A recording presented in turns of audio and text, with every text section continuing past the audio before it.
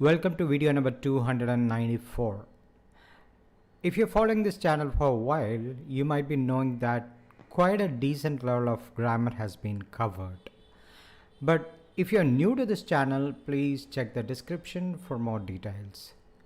And for those of you asking what order should I follow, I would suggest you to click on the playlist which is exclusively for grammar. You'll find the link here on top right and also in the description, which will have more than 100 grammar videos, which is enough for you to be at an intermediate level. And since we feel that we have covered a good deal of grammar aspects, we wish to try to explore other possibilities to make your learning interesting from now on.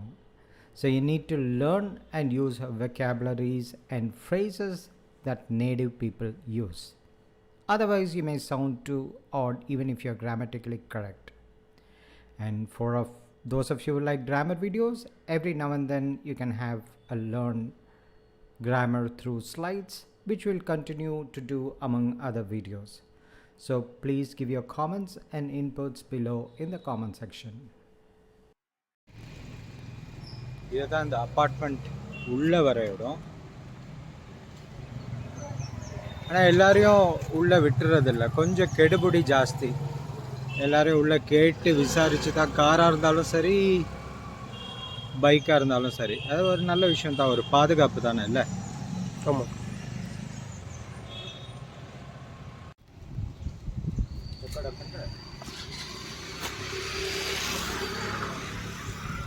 அதான் இந்த இடம் வந்து சில நேரங்களில் எங்களுக்கு காலையிலையோ இல்லை சாயங்காலமோ நேரம் கொஞ்சம் ஒதுக்க முடிஞ்சுதுன்னா இங்கே தான் வந்து ஷட்டில் விளையாடுவோம். இங்கே சுற்றி நடக்கிறதுக்கு ஒரு அழகாக ஒரு பாதை மாதிரி போட்டிருக்காங்க பாருங்க. அங்கே சின்ன பசங்களாம் விளையாடுறாங்க, தெரியுதுங்களா?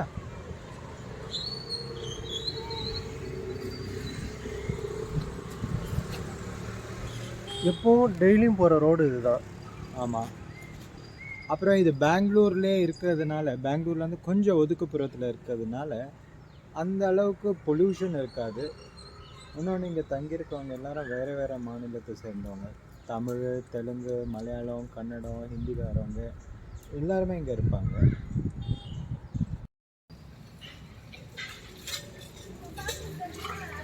கோவில் ஆனால் அழகாக பார்க் மாதிரி பெஞ்செல்லாம் போட்டிருக்காங்க உட்கார்றதுக்கு.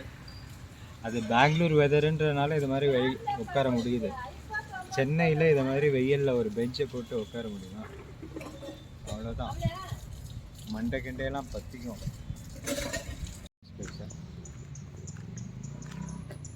ஒரு குப்பை தொட்டி கூட வச்சுருக்காங்க, பரவாயில்ல. யாரோ மக்கள்லாம் கண்ணாமண்ணான்னு வீசி எறியாமல் குப்பையெல்லாம் ஏதோ பொறுப்பாக குப்பை தொட்டியில் போட்டிருக்காங்க. ஆனால் ஒரு கோயிலில் எதுக்கு லேஸு மஞ்செலாம் இருக்குன்னு தான் தெரியல.